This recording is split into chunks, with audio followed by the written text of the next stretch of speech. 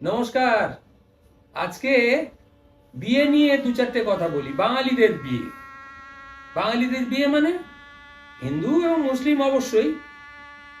খ্রিস্টান বিয়ে নিয়ে বিশেষ কিছু বলার নেই, কারণ সেটা সাধারণত চার্চেই অনুষ্ঠিত হয় এবং সেটা সামাজিকভাবে খুব বেশি বৈচিত্র্যপূর্ণ নয়।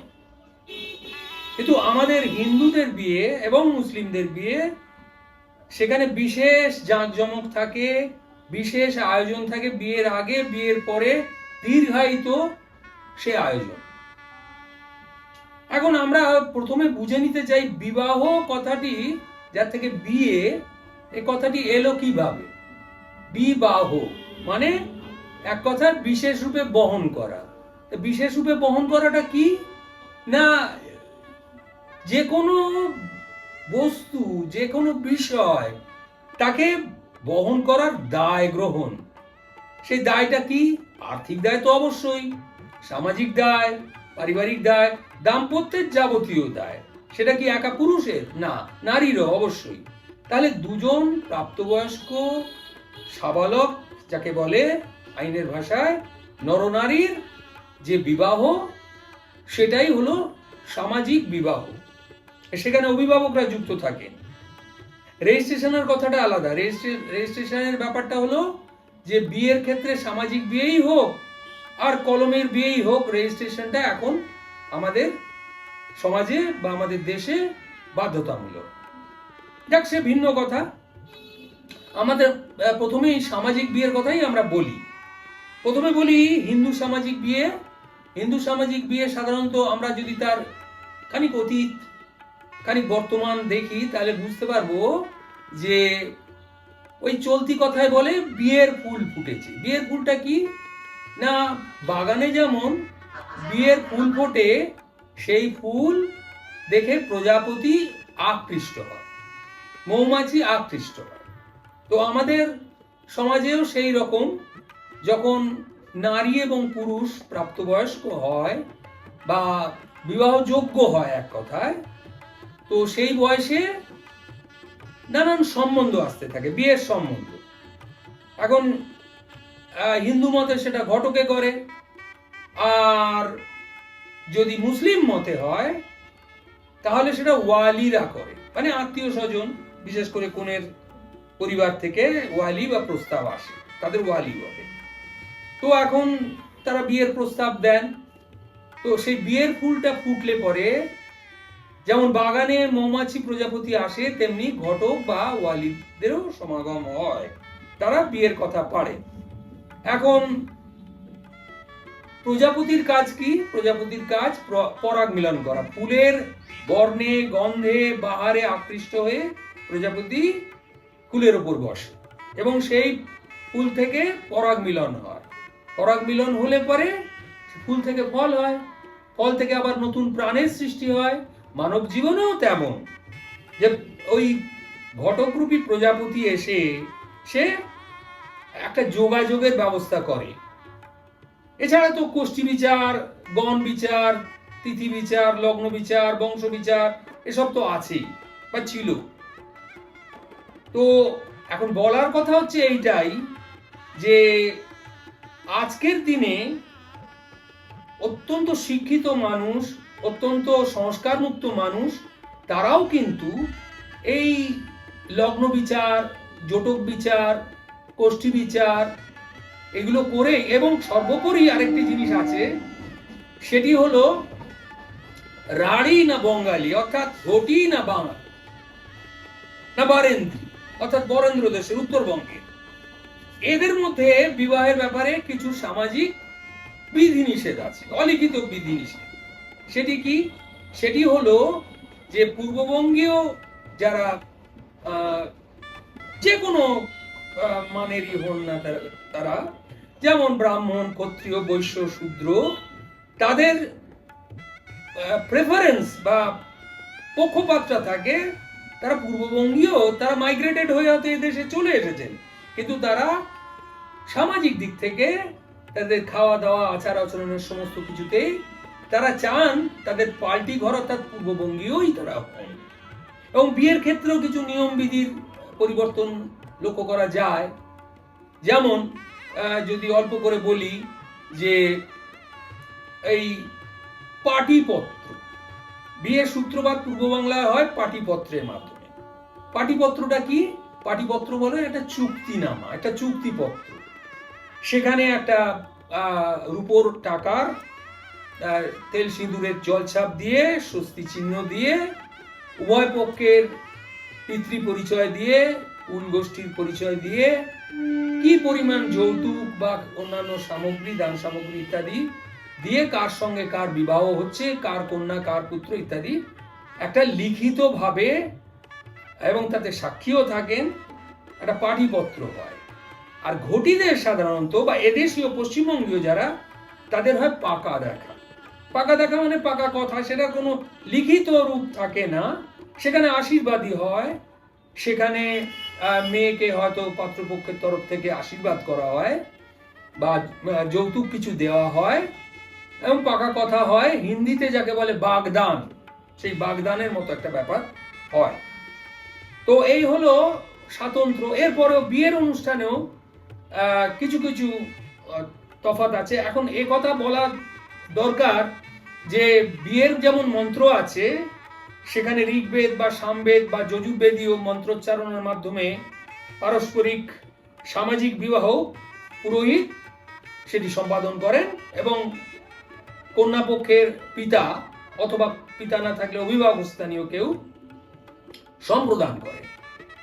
এই সম্প্রদান পদ্ধতিও ভিন্নতা আছে এবং কনেকে যখন পাত্রস্থ করার জন্য বিবাহ বাসর, যেটা ছাদনাতলাও বলা হয়, আনা হয়, তখন অঞ্চল ভেদে, গোত্র ভেদে মেয়েরা নানাভাবে ওই বিয়ের আসরে তাদেরকে বিয়ের পিড়িতে চাপিয়ে নিয়ে আসা হয়। সেটা কেমন? সেটা হলো কোন কন্যা বিবাহযোগ্যা, সেই মেয়ে তার মুখটি ঢাকা থাকে পান পাতা, কোথাও বা আবার অবগুণ্ঠিতা থাকে, তার গুণ্ঠনটি খোলা হয় ওই বিয়ের যেখানে যজ্ঞ হচ্ছে অগ্নি নারায়ণ শিলাকে সাক্ষী রেখে সেইখানে। এবং মেয়ের হাতে কোনো জায়গায় থাকে কুনকে, কোনো অঞ্চলে থাকে জাঁতি, আবার কোনো অংশে থাকে সিঁদুর কৌটো। এই এক এক জায়গাকার এক এক নিয়ম, এবং এই নিয়মগুলো যদি এক না হয় তাহলে বিয়ের বাসরই সমস্যা হয়। এখন মেয়েদের দিক থেকে এই আচার আচরণগুলো করা হয়। গায়ে হলুদ ছেলের বাড়িতেও হয়, ছেলের বাড়িতে গায়ে হলুদ হয়ে যে তত্ত্ব আসে সেই হলুদ নিয়ে মেয়েকে স্নান করানো হয়, নতুন বস্ত্র পরানো হয়, এগুলি প্রাক বিবাহ পর্ব। এখন এই বিয়ের সামাজিক যে রীতিনীতি, তার সঙ্গে কিছু মেয়েলি কৃত্য প্রবিষ্ট হয়ে গেছে। এটা এক এক অঞ্চলে এক এক রকম।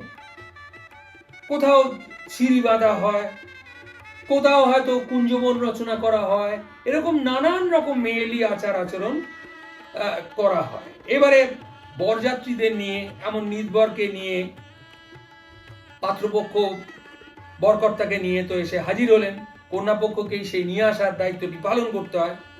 আমরা মোটামুটি একটা স্ট্যান্ডার্ড রেখে কথাটা বলছি, অঞ্চলভেদে কিন্তু এগুলোর ভিন্নতা আছে।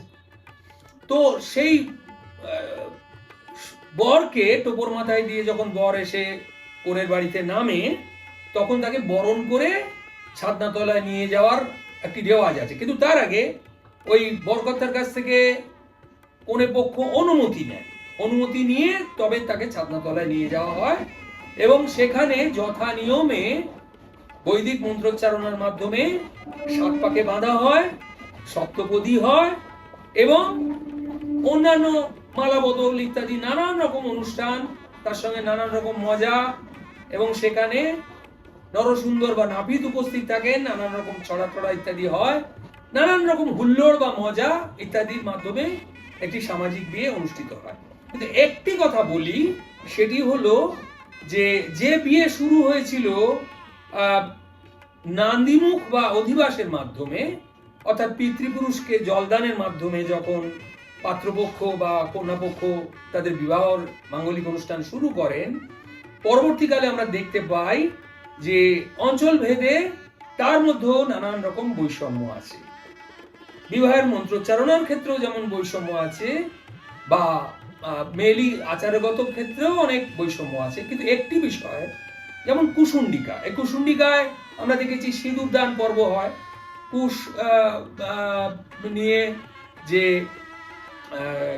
প্রথা প্রকরণ এবং হস্তবন্ধন ইত্যাদির পর যে কুশুন্ডিকা হয়, সেই সময় রাঢ় দেশীয় যারা, পশ্চিমবঙ্গীয় যারা, তাদের ক্ষেত্রে সিঁদুর দানটি সেই রাত্রি সম্পন্ন করা এবং লজ্জাবস্ত্র দ্বারা মুখটি ঢেকে দেওয়া হয়, এবং সেই রাত্রিতে ছেলে বা পাত্রপক্ষ এবং মেয়ের সঙ্গে আর কোনো সংযোগ থাকে না। ওটিকে কাল রাত্রি বলে রাঢ়ীয়রা মনে করেন। সে রাত্রে আর মিলনের কোনো সুযোগ থাকে না। পরবর্তী দিনে, একটা সুবিধা মতো দিনে হয়তো বৌভাতের আয়োজন করা হয়। তো সেটি একদিন পরেই হয়। মধ্যে কেউ কেউ সেই রাতে, অথবা কেউ কেউ হয়তো ওই বাসর ঘর করেন। বাসর ঘরে অনেক সময় দেখা যায় গান বাজনা হয় এবং পাত্রপক্ষ এবং কন্যাপক্ষের মধ্যে তাদের ভাবের আদান প্রদান, মজা হুল্লোড় ইত্যাদি হয়ে থাকে। তো যুগে যুগে কালে কালে নিয়মের পরিবর্তন হচ্ছে। ওই যেটা বলছিলাম, কাল রাত্রি অর্থাৎ বিবাহের পরবর্তী দিন, সেদিন রাঢ়ীয়রা পরস্পরের মুখ দেখেন না। কিন্তু যারা পূর্ববঙ্গীয়, তাদের ক্ষেত্রে বাসি বিয়ের একটা প্রথা আছে। সেখানে কড়ি খেলা, আংটি খেলা ইত্যাদি হয়। নানান রকম মজার উপাদান উপকরণ থাকে সেখানে। এবং সেই মেয়েলি আচারগুলির মধ্যে অনেক সময় দেখা যায় যে কনেকে নিয়ে নানান রকম যেমন মজা করা হয়, বরকে নিয়েও সেরকম নানান রকম মজা হুল্লোড় ইত্যাদি হয়। এবং সিঁদুর দানটি পরবর্তী দিনে হয়। পূর্ববঙ্গীয়দের ক্ষেত্রে সিঁদুর দানটি কুশুন্ডিকার সঙ্গে সঙ্গে করা হয় না। যাই হোক, এই হলো মোটামুটি হিন্দু বিবাহের রীতিনীতি। এবং সাধারণত মেয়ের বাড়িতে ছেলে বিয়ে করতে আসেন, সেই রাত্রে অধিষ্ঠান করেন, পরদিন হয়তো বিকালে তিনি শালঙ্করা কন্যাকে নিয়ে তার পিতৃগৃহের উদ্দেশ্যে বা নিজের কর্মক্ষেত্রের উদ্দেশ্যে চলে যান। পরে সেখানে বৌভাত নামক একটি সামাজিক অনুষ্ঠান হয়। সেখানেও কিছু মেয়েলি কৃত্য ইত্যাদি আছে, এবং পারস্পরিক যে গাঁট ছড়া থাকে, সেই গাঁট ছড়াটি আনুষ্ঠানিকভাবে বিমোচন করা হয়। তো এটা মোটামুটি একটা বিয়ের অনুষ্ঠান, এবং সেই বিয়ের অনুষ্ঠানটি শেষ হয় অষ্টমঙ্গলা নামক একটি অনুষ্ঠানের মাধ্যমে। বিয়ের 8 দিনের মাথায় অষ্টমঙ্গলা অনুষ্ঠান মেয়ের বাড়িতে হয়। সেখানে পাত্র এবং পাত্রী উভয়ে আসেন, তাদের আত্মীয় কুটুম্ব হয়তো থাকেন। সেখানেও ছোটখাটো একটা আনন্দ অনুষ্ঠান হয়। এবং আমরা দেখতে পাই যে অষ্টমঙ্গলার সময় যে মেয়ের মুখ চোখ দেখে বয়স্ক যারা আছেন, বয়স্কা যারা আছেন, তারা খুব আনন্দ করেন।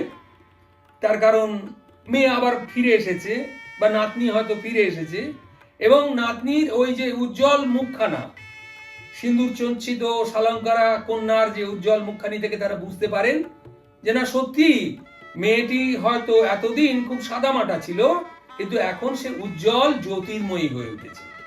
এটা কিসের গুণে হয়? এটা শুধু সামাজিক এই কৃত্যের মাধ্যমেই অর্জিত হয় তা তো নয়। আনন্দ অনুষ্ঠানের পাশাপাশি কিছু বিজ্ঞানসম্মত ব্যাপার, যে শারীরিক প্রক্রিয়া, সেগুলিও সংঘটিত হয়ে থাকে। চলতি কথায় যাকে বলা হয় বিয়ের জল। বিয়ের জলটা কি? বিয়ের জল হলো যে পারস্পরিক শারীরিক মিলনের মাধ্যমে নারীর শরীরস্থ যে ইস্ট্রোজেন এবং প্রোজেস্টেরন হরমোন থাকে, তার সঙ্গে পুরুষের টেস্টোস্টেরন হরমোনের মিলনের ফলে শরীরের যে হাইপোথ্যালামাস থেকে যে অক্সিটোসিন বা ডোপামিন জাতীয় বিভিন্ন ধরনের ক্ষরণ হয়, রাসায়নিক ক্ষরণ, প্রাকৃতিক যে ক্ষরণগুলি হয়, তার ফলে কন্যা অত্যন্ত রূপবতী হয়ে ওঠেন। এবং এইটাকেই বয়স্করা বা বন্ধুস্থানীয়রা হয়তো বলেন যে মেয়েটির কি জেল্লা বেড়েছে, বিয়ের জল পড়ে মেয়েটিকে চেনাই যাচ্ছে না, এত তার সুন্দর জেল্লা রয়েছে। তো এটার কারণ এই ভেঙে বললাম, এটার বিজ্ঞানসম্মত ব্যাখ্যা এই যে মেয়েটি সুখী হয়েছে কিনা তার নতুন শ্বশুর বাড়িতে গিয়ে একদম অপরিচিত জায়গায় সে গেছে, কিন্তু তার কান্নাকাটির মাধ্যমে তার বাপের বাড়ি থেকে যাওয়া, তার ঋণ শোধ করে দেওয়া, অন্যের ঋণ বা অন্যান্য যা ঋণ, এগুলি তো আমাদের সামাজিক অনুষ্ঠান। কিন্তু সেই নতুন বাড়িতে গিয়ে বধূটি কতখানি ভালো আছেন তার মুখ চোখেই প্রমাণ পাওয়া যায়, এবং সেটিকেই চলতি কথায় বলা হয় বিয়ের জল। অর্থাৎ স্বামীর সোহাগ, স্বামীর আদর, স্বামীর ভালোবাসায় যে শারীরিক ক্রিয়া বিক্রিয়াগুলি হয়, এবং পুরুষের মধ্যেও আমরা একটা ঔজ্জ্বল্য দেখতে পাই যে খুব কাঠখোট্টা পুরুষও একটু রসিক হয়ে ওঠেন, কারণ ওই যে শারীরিক ক্রিয়া প্রক্রিয়া, সহবাসজনিত যে সুখানুভূতি, তার দ্বারা পাত্র এবং পাত্রী উভয়ের মধ্যেই একটা নতুন চেকনাই বা জেল্লা লক্ষ্য করা যায়। তো এটাই মোটামুটি আমরা হিন্দু যে সামাজিক বিবাহ সেটির কথা বললাম। তো এখন যেটা বাধ্যতামূলক করা হয়েছে যে সামাজিক বিবাহর পরে রেজিস্ট্রিকরণটি হিন্দু প্রতিটি বর্গের ক্ষেত্রে, অর্থাৎ ব্রাহ্মণ, ক্ষত্রিয়, বৈশ্য, শূদ্র চতুর্বর্ণের ক্ষেত্রে বাধ্যতামূলক করা হয়েছে। তো কিন্তু সেই সঙ্গে এটাও বলা হয়েছে যে যে রেজিস্ট্রেশন অফিস কামনা করে যেন এই সামাজিক বিবাহ বিধিটাও অনুষ্ঠিত হয়, কেননা এটা শুধু একপক্ষীয় বন্ধন তো নয়, এটা বহুপাক্ষীয় বন্ধন এবং জন্ম জন্মান্তরের বন্ধন, এটা আইনজ্ঞরাও স্বীকার করে। আমরা এই ইতিহাসটা যদি একটু ভালো করে জেনে নিই, খোলসা করে জেনে নিই, তাহলে বুঝতে পারবো যে আমাদের মনু যে বিবাহ বিধি দিয়েছেন সে বিবাহ বিধি কি ছিল একটু এই সূত্রে বলে নিই। মনু বলেছেন 8 রকম বিবাহ আছে, সামাজিক বিবাহের 8টি প্রকারভেদ আছে। সেটি কি কি? প্রথমত ব্রাহ্ম বিবাহ, তৃতীয়ত আর্য বিবাহ, তৃতীয়ত দৈব বিবাহ, চতুর্থত প্রজাপতির নির্বন্ধ, পঞ্চমত গন্ধর্ব বিবাহ, ষষ্ঠত আসুর বিবাহ, সপ্তমত রাক্ষস বিবাহ, অষ্টমত পৈশাচ বিবাহ। তো এগুলি সমস্তগুলোই হয়তো বিলুপ্ত হয়ে এখন কেবলমাত্র প্রজাপতির নির্বন্ধ, প্রজাপতি ব্রহ্মা, এ প্রজাপতি ওই পতঙ্গ প্রজাপতি নন, প্রজাপতি ব্রহ্মা যিনি সৃষ্টির দেবতা, তাকে স্মরণ করে, তাকে সাক্ষী রেখে, এবং তিনি যে অনুঘটকের কাজটি করেন, অর্থাৎ হিন্দু বিশ্বাস যে স্বর্গে যে বিবাহটি একদা অনুষ্ঠিত হয়েছিল, মর্তে তার পুনরাভিনয় হলো। তো এটাকে প্রজাপতি নির্বন্ধ বলা হয়। এটি মোটামুটি ভাবে বর্তমানে অঞ্চল ভেদে ভিন্ন ভিন্ন রূপ নিয়ে এই প্রজাপতি নির্বন্ধে বেদীয় পদ্ধতিতে বৈদিক মন্ত্রোচ্চারণের মাধ্যমে সংগঠিত হয়। কোথাও কোথাও যজুর্বেদও থাকে এবং ঋগ্বেদের মন্ত্রোচ্চারণও সেই সঙ্গে অনুষ্ঠিত হয়ে থাকে। তো এবার আমরা মুসলিম বিবাহের 2-4টি কথা বলি। মুসলিম বিবাহের প্রথমেই বুঝে নিতে হবে মুসলিম বিবাহ একটি সামাজিক চুক্তি, অর্থাৎ মুসলিম বিবাহে একজন পুরুষ তিনি একটি বিবাহ প্রস্তাব নারী পক্ষকে দিয়ে থাকে। সেটিকে আরবি ভাষায় বলা হয় ইজাব। ইজাব অর্থাৎ বিবাহ প্রস্তাব। সেই ইজাব যখন গৃহীত হয় পাত্রীপক্ষের তরফ থেকে, তখন একটি আনুষ্ঠানিক ক্রিয়া হয় এবং সেখানে বিবাহ পড়ান যিনি, সেই মৌলানা মৌলভী, তার উপস্থিতিতে এবং 3 জন সাক্ষী রেখে পাত্রী কবুল করেন, সেই নিকাহ বা শাদীকে কবুল করেন। তাহলে প্রথমে পেলাম আমরা কি? ইজাব অর্থাৎ পাত্রপক্ষের বিবাহ প্রস্তাব, এবং পাত্রীপক্ষের তরফে থাকে কুবুল। এই কুবুল যদি না হয় তাহলে কিন্তু বিবাহ বৈধ হলো না, কুবুল হওয়া চাই। এই কুবুলের ক্ষেত্রে বাধ্যতামূলক হলো একটি জিনিস, সেটি হলো দেনমোহর। দেনমোহরটি কি না, পাত্রীর জীবনের মূল্যায়ন করা হয় এই দেনমোহরের মাধ্যমে। পারস্পরিক যে বন্ধন সেটি সামাজিক চুক্তি, সেটি কোনো ধর্মীয় বা আবেগঘন বিষয় নয়, সেখানে সামাজিক চুক্তিটাই অত্যন্ত প্রবল। সেই জন্য কোনো কারণে যদি তালাক বা বিচ্ছেদ হয়, তাহলে ওই দেনমোহরটি মেয়েটির একটি সম্পদ হবে এবং 3 মাস ইদ্যত অর্থাৎ বিচ্ছিন্নতার মধ্যে দিয়ে কাটানোর মধ্যে দিয়ে পুনর্বিবাহ বৈধ বলে মনে করা হবে। এখন মুসলিম বিবাহ হিন্দু বিবাহের মতোই বহু স্তর পেরিয়ে একটি স্তরে উপনীত হয়েছে। মোটামুটি সুন্নিদের ক্ষেত্রে এই স্তরটি বর্তমানে অনুসৃত হয়, সেটি হলো ইজাব এবং কুবুল, এবং সেই কুবুল নামার মাধ্যমে নারী তার বিবাহের সম্মতি জানান। এক্ষেত্রে নারীর কিন্তু ওই কুবুল বা স্বীকারোক্তিটা প্রচন্ড মূল্যবান, প্রচন্ড দরকারি। কোনো অবস্থাতেই হিন্দু বিবাহের ক্ষেত্রে যেমন যে কোনো পাত্রী অনিচ্ছুক হলেও অভিভাবকের উপরে হয়তো সামাজিক বিয়ের ক্ষেত্রে কোনো কথা বলতে পারেন না, অন্তত কিছুদিন আগে পর্যন্ত তাই ছিল রীতি।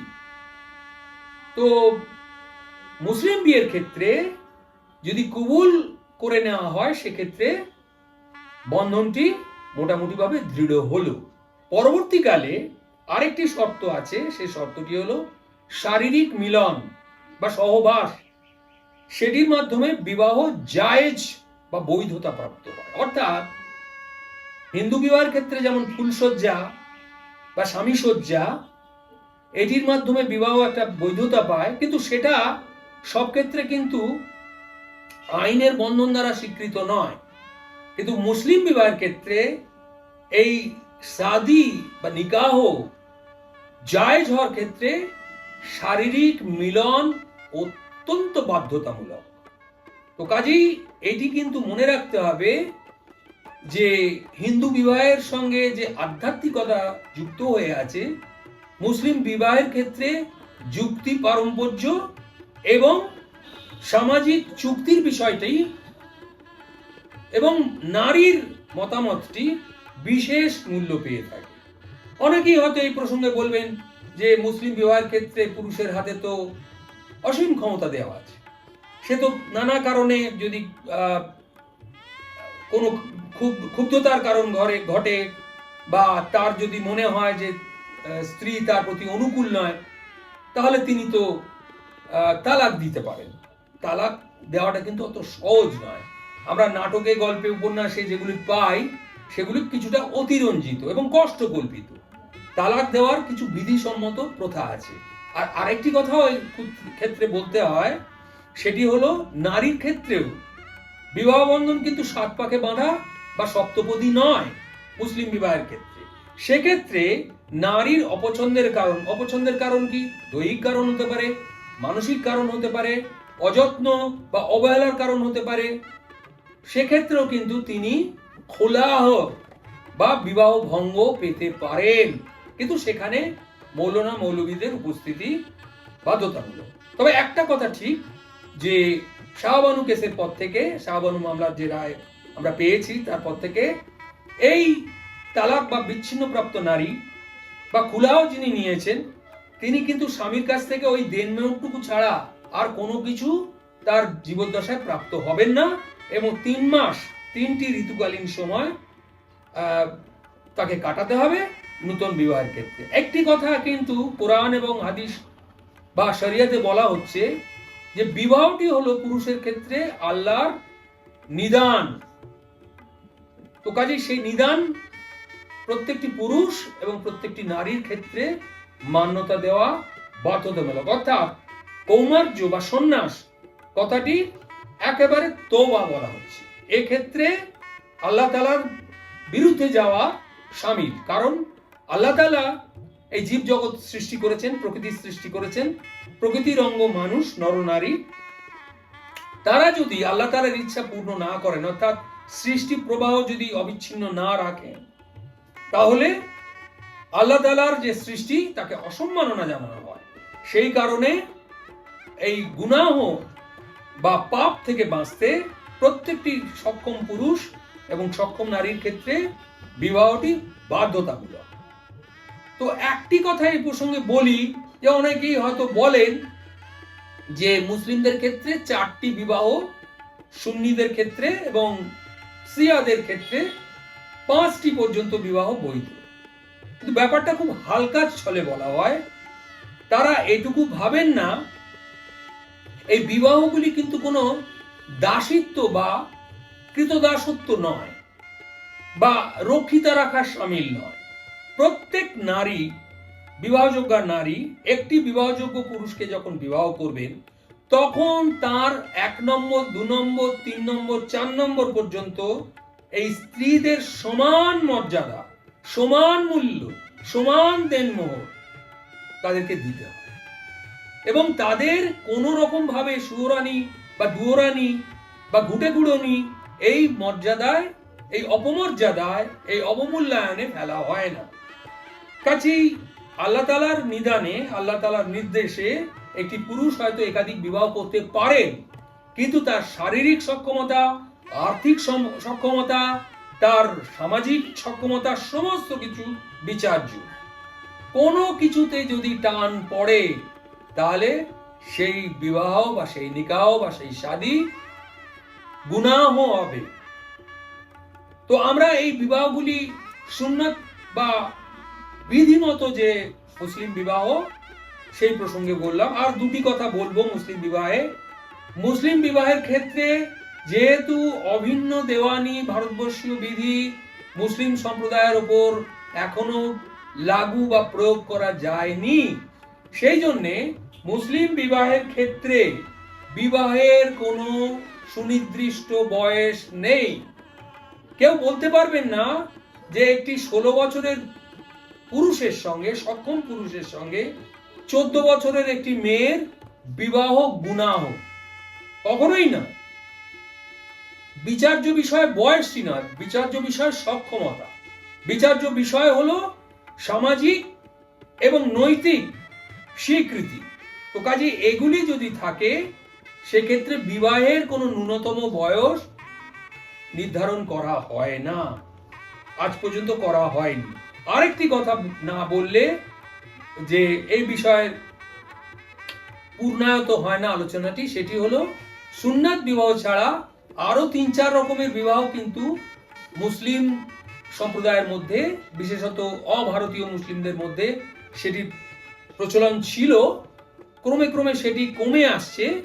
তো আমি তবুও সেগুলোর উল্লেখ করছি, যেহেতু শরিয়াতে সেগুলির উল্লেখ আছে, সেগুলির উল্লেখ আমি করছি। সেটি হলো ফরজ শাদী, ফরজ বিবাহ বা ফরজ নিকাহ। ফরজটা কি না, যে ক্ষেত্রে নর এবং নারী কোনোভাবে মিলিত হয়েছে, তারা পরস্পর, আমাদের হিন্দু শাস্ত্রেও আছে পানি পীড়ন। বিশের ক্ষেত্রে আমরা দেখেছি যে তিনি যেহেতু ওই কাশী কন্যাদের হস্তধারণ করেছিলেন, অম্বা অম্বিকা অম্বালিকার, সেই কারণে তারা ভীষ্মকে মনে মনে পতিরূপে বরণ করেছিলেন। কিন্তু এটা পৌরাণিক কথা। তথাপি এই রীতি অনুযায়ী ভীষ্ম আজন্ম কুমার থাকার, চিরকুমার ব্রত অবলম্বন করার জন্য তার অভিসম্পাদকেও তাকে স্বীকার করতে হয়েছিল। যাই হোক, আমরা বিষয়ে প্রত্যাবর্তন করি। সেটা হলো এই ফরজ যে শাদী, ফরজ যে বিবাহ, সেটি হলো কোন নরনারী তারা যদি মিলিত হয়, পরস্পর আলিঙ্গিত হয় বা চুম্বন করে, সেক্ষেত্রে কিন্তু যতক্ষণ পর্যন্ত তারা নিকাহ সূত্রে আবদ্ধ না হচ্ছে, ততক্ষণ পর্যন্ত তারা গভীর গুনাহের মধ্যে পতিত হবে এবং তাদের জাহান্নামে স্থান হবে। সেই কারণে এই যে ফরজ, যে ভালোবাসা হয়েছে কিন্তু কিছু হয়তো অন্তরায় ছিল বা আবেগবশত কিছু ঘটে গেছে, সেক্ষেত্রে কিন্তু ওই পুরুষটির ক্ষেত্রে কিছু ছাড় সহ ফরজ শাদী, ফরজ নিকাহ অনুমোদন করা হয়। এছাড়া অতীতে আরো 2-3 রকম বিবাহ ছিল, যেমন কৃতদাসীদের বিবাহ। সুন্দরী কৃতদাসীকে দেখে শাসক বা ক্ষমতাবান পুরুষ তার হয়তো চিত্তে লালসা জাগলো, কিন্তু যাতে তিনি ব্যভিচারী না হন বা ওই নারীর সঙ্গে গোপনে মিলিত না হন, সেই জন্য তাকে বৈধ বিবাহ বা জায়েজ শাদী তাকে সম্পন্ন করতে হবে। এছাড়া আরো 2-4টি বিবাহের উল্লেখ আমরা পাই, সেটি হলো যুদ্ধবন্দীদের বিবাহ। ধরা যাক, যেহেতু মুসলিমরা অত্যন্ত যুদ্ধপ্রিয়, তারা নানা দেশ তারা দখল করতে যায়, সেক্ষেত্রে যে নারীরা ওই পুরুষের সঙ্গে, ওই বীর পুরুষের সঙ্গে তার বাহু বন্ধনে, তার শারীরিক বন্ধনে লিপ্ত হতে চায়, সেক্ষেত্রে বিবাহকে বৈধতা দেওয়া হয়েছে। অর্থাৎ যুদ্ধবন্দীর ক্ষেত্রেও বিবাহ, এবং তিনি যদি ভিন্ন ধর্মের মানুষও হন, ভিন্ন ধর্মের নারীও হন, তাকে ইসলামে আনয়নপূর্বক বিবাহ করাটার মধ্যে অগৌরব কিছু নেই, বরং গৌরব ছিল। কারণ ইসলাম চেয়েছিল নিজের বিস্তার। ইসলাম অর্থাৎ শান্তি ধর্ম, কাজে সেই ধর্ম এবং শান্তি যাতে পৃথিবীব্যাপী পরিব্যাপ্ত হয়, তো সেই কারণে নরনারীর মিলনকে অনেকখানি উদার দৃষ্টিতে দেখা হয়েছে, যেটা ওই হিন্দু সামাজিক বিবাহের ক্ষেত্রে অনেক নিয়ম কানুনের নিগড়ে বেঁধে ফেলা হয়েছে। যদিও বাল্যবিবাহ নিরোধ করা হয়েছে, গৌরীদান প্রথা নিরুদ্ধ করা হয়েছে, কৌলিন্য প্রথাকেও অবলুপ্ত করা হয়েছে, কিন্তু বিধবা বিবাহকে আজ পর্যন্ত হিন্দু সমাজে খুব গৌরবের বিষয় বলে সমাজ তার স্বীকৃতি দেয় না। কিংবা বিবাহ বিচ্ছিন্ন কোনো নারীর সঙ্গে কোনো অবিবাহিত পুরুষ যদি সামাজিক বিবাহ করতে উদ্যত হন, এমনকি ইন্টারকাস্ট ম্যারেজ যাকে বলা হয়, সেই ব্রাহ্মণের সঙ্গে শূদ্রের বা বৈশ্যের যদি বিবাহ হয়, অনুলোম বা প্রতিলোম বিবাহ যাকে বলা হয়, আজও অত্যন্ত সসংকোচে সেই বিবাহ অনুষ্ঠিত হয়ে থাকে, এবং অভিভাবকরা সেখানে এখনো কিছু পাপ বা অন্যায় বা অপরাধ বোধে ভুগতে থাকে। পরবর্তীকালে হয়তো সন্তানাদি হলে সেই দূরত্ব দূরীভূত হয়, কিন্তু আমাদের দুর্ভাগ্যের বিষয় যে আমাদের সমাজ ব্যবস্থায়, হিন্দু সমাজ ব্যবস্থায় বিবাহের বিষয়ে এমন কঠোর অনুশাসন দেওয়া হয়েছে যে একটি সক্ষম পুরুষ তিনি একজন অসুস্থ নারীকে সারা জীবন হয়তো বহন করে চলবেন, তার কাছ থেকে শারীরিক মানসিক কোনো সুখ না পেলেও তাকে স্ত্রীর মর্যাদায় অভিষিক্ত রেখে তাকে গোপনে তথাকথিত ব্যভিচার চালিয়ে যেতে হবে।